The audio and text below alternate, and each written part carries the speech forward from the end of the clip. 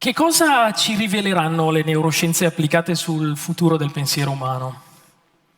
Quando ho cominciato a riflettere su che cosa avrei voluto raccontare su questo tema, l'immagine esatta che si è visualizzata nel mio cervello è quella che vedete alle mie spalle, ovvero il buio totale, che è più o meno quello che si prova 10 secondi prima di uscire su questo palco.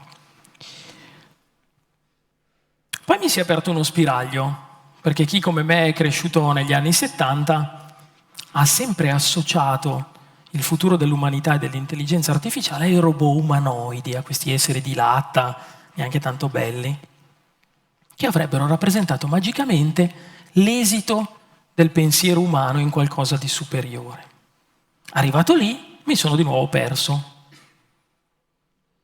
Non riuscivo a trovare lo spiraglio per capire che cosa c'entrasse questa cosa dei robot con il mio lavoro attuale. Allora ho consultato il mio filosofo di riferimento, che si chiama Gennady Pietrubiali, ha 8 anni e per mia fortuna vive con me perché è mio figlio. È un filosofo italo-russo che ancora non è così famoso. A un certo punto, mentre io mi dibatto in questo groviglio di pensieri, lui viene da me, mi guarda con una certa pietà e io gli dico: senti Gennady, mi devi aiutare, ma noi nel futuro dell'umanità che cos'è che insegneremo ai robot? E lui senza la minima esitazione mi dice: le buone maniere. Poi prende e se ne va, perché ovviamente un bambino di 8 anni ha uno span d'attenzione di una zanzara, e quindi mi abbandona. Io di nuovo rimango solo con me stesso, ma mi si è accesa un'altra luce. Sì, perché se quello che insegneremo ai robot, se la parte essenziale del pensiero umano che vorremmo trasferire ai robot fosse veramente, come dice il mio filosofo di riferimento, l'empatia, le buone maniere presuppongono che voi sappiate leggere in anticipo i sentimenti del vostro interlocutore. Ci ho visto un collegamento. Io ho un grande privilegio, sono co-founder e amministratore di un'azienda che tutti i giorni si occupa di neuroscienze applicate. Immaginate un'azienda che passa il suo tempo in giro per il mondo a raccogliere dati neurologici su esseri umani che fanno esperienze nella vita reale. Guidano un'auto, prendono un aereo, vanno in un bosco, mangiano un piatto. E io ho una poltrona di prima fila strepitosa. L'inghippo nasce dal fatto che io sono laureato in filosofia.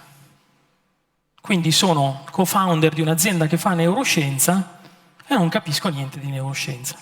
Non è esattamente così, però sono l'unico filosofo nella stanza. È un vantaggio o uno svantaggio? Quando mio figlio mi dice che secondo lui il futuro dell'intelligenza artificiale e del pensiero umano è il trasferimento della capacità empatica e della capacità umana di provare emozione, improvvisamente mi rendo conto che la poltrona su cui io sono seduto è una poltrona privilegiata, perché ho il posto in prima fila su quello che durante la sua gloriosa carriera Alan Turing a un certo punto postula, quando dice: dalla materia nasce la coscienza. Pensate, io sto seduto tutti i giorni in prima fila e guardo le neuroscienze applicate che misurano, potrei allungare la mano e mettere il dito, non me lo fanno fare perché non hanno stima di me in azienda, però potrei allungare la mano e toccare con un dito quel luogo misterioso del nostro cervello in cui dalla materia nasce attraverso un'attività chimica, elettrica, quello che noi chiamiamo la coscienza, il pensiero. Finalmente cominciavo a intravedere il senso profondo del mio guru Gennady, perché mi sono reso conto che forse quello che le neuroscienze applicate che noi portiamo in giro per tutto il pianeta oggi potevano insegnarci sul futuro del pensiero degli uomini era qualcosa di veramente nuovo da raccontarvi. Allora, entusiasta di questa trovata, ho condiviso questo pensiero con i neuroscienziati del nostro team, destando grande sconforto. Perché quando mi sono rivolto ai neuroscienziati del nostro team ho detto: bene, ma allora che cosa stiamo capendo di questo ammasso complesso che secondo gli ultimi articoli della letteratura neuroscientifica è in grado di computare come un computer quantico a 6-8 dimensioni. Ragazzi, io devo andare su un palco a raccontare al mondo attraverso TEDx che cosa tiriamo fuori da lì sull'essenza del pensiero umano. E questi mi hanno detto sostanzialmente nulla adesso, Mario. Allora, per dimostrare che i soldi dei miei genitori non erano andati completamente sprecati, sono tornato a quella poltrona di cui vi parlavo. Mi sono cioè domandato se in realtà il problema di fondo non fosse che quando voi misurate la complessa attività neuroelettrica di quell'ammasso assolutamente intricato di tessuti, di cellule, chiamateli come volete, quando voi siete lì e state misurando quello, forse spiegare come quello funziona, come da quella materia, diceva Turing, si origina il vostro pensiero, richiede qualcosa di diverso. Allora, facendo ricorso ai soldi ben spesi dei miei genitori, mi sono rivolto a questo signore, che è l'altro mio filosofo di riferimento, un pochino più vecchio. Cioè, questo potrei averlo come nonno, quell'altro è mio figlio. Questo signore si chiama Martin Heidegger. Per chi ha crisi di insonnia è una cura ideale. Seriamente parlando, è un grande filosofo del Novecento, un uomo molto controverso. Ma l'aiuto che gli chiediamo oggi per figurarci come le neuroscienze applicate possono insegnarci qualcosa sulla natura del futuro del nostro pensiero ci viene da una sua rarissima e divertentissima intervista del 1954. Che trovate su YouTube se vi interessa. Va in televisione alla fine di una carriera lunghissima, brillante, ha scritto libri che richiedono altri libri per essere interpretati e dice una cosa che passa ovviamente sotto un silenzio assordante. Dice: ci sono due tipi di pensiero umano. Un pensiero è il pensiero cosiddetto degli enti, perché i filosofi hanno questa difficoltà a parlare chiaro. Il pensiero degli enti, ci dice Heidegger, sarebbe il pensiero che serve a capire le cose, la meccanica delle cose. Lui la associa al pensiero scientifico-tecnologico. E lui dice: sì, questa roba qui la sanno fare tutti, gli esseri umani sono capaci tutti. Non dimenticatevi che qui stiamo parlando per esempio di intelligenza artificiale. Forse una lampadina già si sta accendendo. Il pensiero degli enti, le regole con cui operare sulle cose, è un pensiero che è facile da insegnare a una macchina. Poi però, siccome Heidegger è un po' sadico, e questo chi ha studiato filosofia lo sa bene, basta fare un esame di ermeneutica filosofica, aggiunge con grande nonchalance che c'è un secondo tipo di pensiero. E lui dice: guardate, questo pensiero è ben più difficile da praticare, lo praticano in pochissimi tra tutti gli esseri umani. Pensate un po' a questo che dice sta roba in televisione, no? E dice: quest'altro pensiero è il pensiero delle essenze. Il pensiero delle essenze, il pensiero che serve a comprendere il senso delle cose. Già così non è proprio una cosa palatabile. Giusto per rendere le cose un po' più complicate, però abbiate pazienza con me, poi lo mettiamo lì, lo riprendiamo tra qualche minuto. Il buon Heidegger dice: ecco, questo tipo di pensiero che vi sto raccontando ora, quello delle essenze, è un pensiero poetico. Lasciamola lì. Venite a fare una passeggiata con me. E ricordatevi che ci sono due tipi di pensiero. Sposate la tesi heideggeriana. Immaginate di essere in montagna. Immaginate, per vostra sfortuna, di avere dormito in un bellissimo chalet vicino a un bosco con un team di neuroscienziati. Vi svegliate alla mattina, vi vestite per fare una passeggiata comoda e noi vi mettiamo in testa un elettroencefalogramma e decidiamo di registrare tutta la vostra attività neurologica mentre fate questa passeggiata. Uscite, vi investe l'aria fresca, avete le dita ancora un po' intirizzite, la rugiada del mattino è sui prati intorno a voi, c'è un sentiero che porta al bosco avanti 100 metri e camminando sentite il rumore della ghiaia sotto i vostri scarponcini. il sole sta sorgendo, il cielo è già chiaro, voi vi avviate, quando entrate nel bosco, come spesso accade in montagna, c'è una leggera inversione termica, nel bosco fa un po' più caldo, i rumori si attutiscono lievemente, ma i vostri sensi improvvisamente sembrano misurare tutto meglio e di più. Il rumore sotto i piedi è cambiato perché ci sono delle foglie secche, degli aghi. Nell'aria ci sono aromi sprigionati dalle resine, dalle piante. Le dita si sono scaldate. La vostra pelle comincia a sudare leggermente, abbassate la zip della giacca. I primi uccelli del mattino agitano dei rami, ne sentite il suono, il fruscio, li sentite cinguettare. Più avanti sul sentiero un animale attraversa, voi non avete capito qual è, ma avete capito che non è pericoloso. Bene, se voi tornaste da questa passeggiata, diciamo dopo un'oretta, e la nostra equipe trasferisse i dati che ha registrato per cominciare ad esaminarli, che cosa vedremmo? Vedremmo che tutto quello che è accaduto nel vostro cervello nell'arco di quell'esperienza, e badate bene, questo era un esempio, avrei potuto parlarvi di qualunque esperienza voi state facendo, compresa quella che fate ora ascoltando.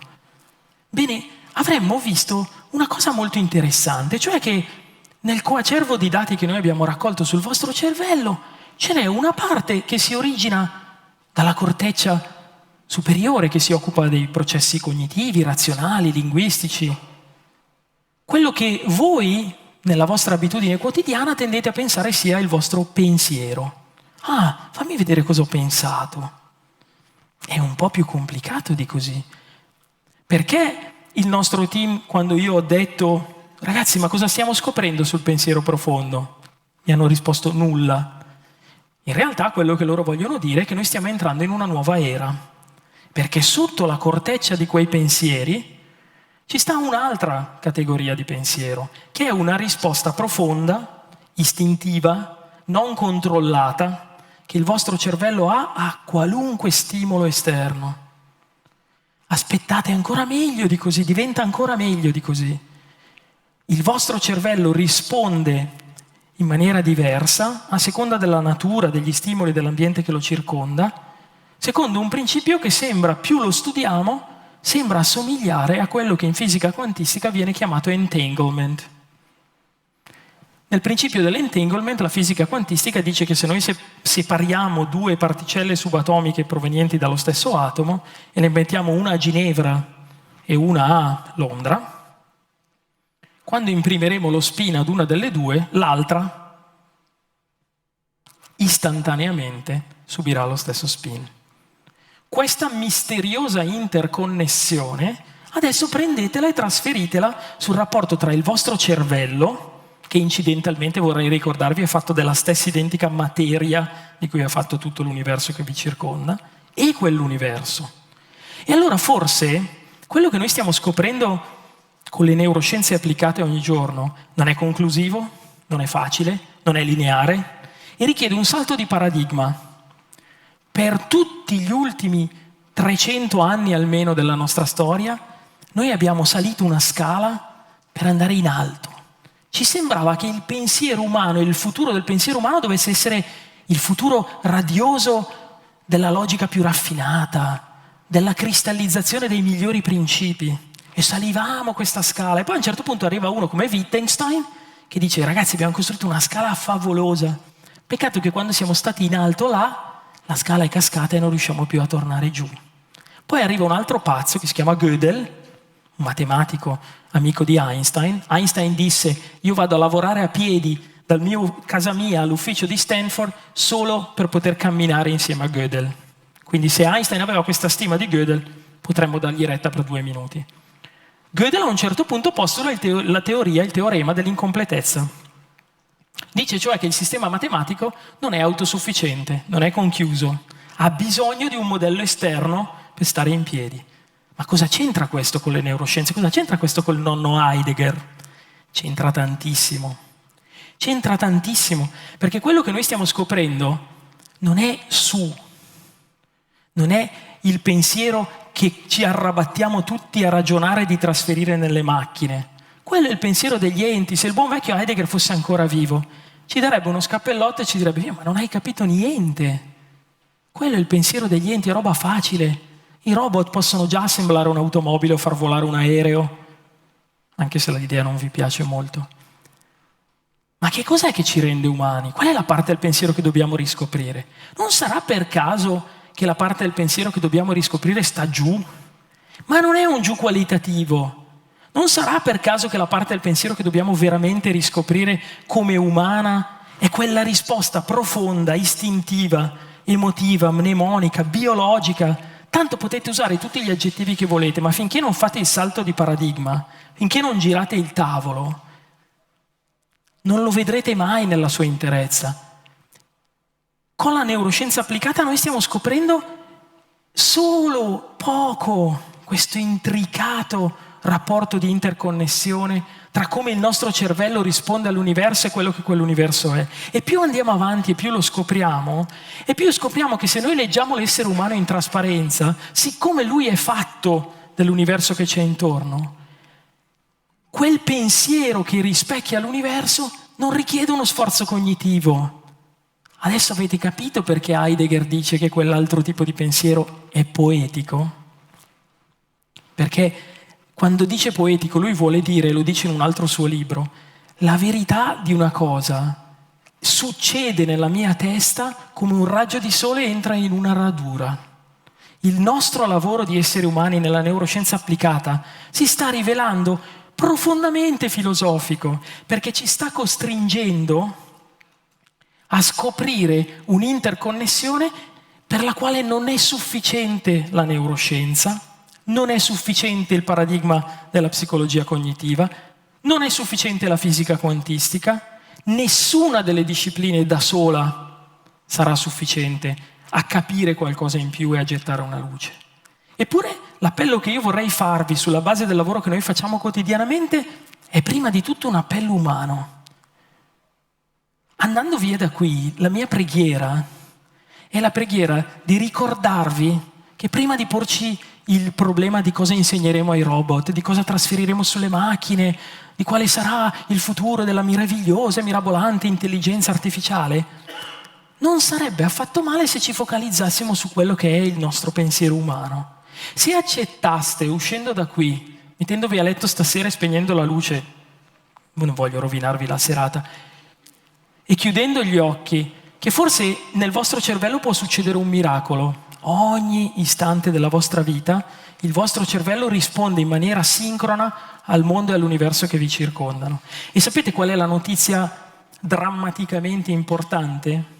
Che se voi preserverete e salverete questa idea di quello che siete come esseri umani, dovrete per forza salvare l'universo che vi circonda. Perché se quell'universo sarà salvato e sarà integro, integra sarà la vostra parte più umana. Nel salvare voi stessi, voi salverete il mondo che vi circonda.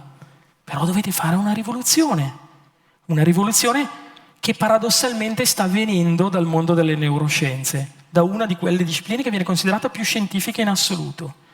E io penso che questo giorno non sia così lontano, penso che questo giorno arriverà, penso che gli esseri umani saranno in grado di recuperare questa dimensione del loro pensiero profondo. E quando lo faranno, un robot a cui nel frattempo avranno insegnato le buone maniere probabilmente ci offrirà un ottimo drink. Grazie.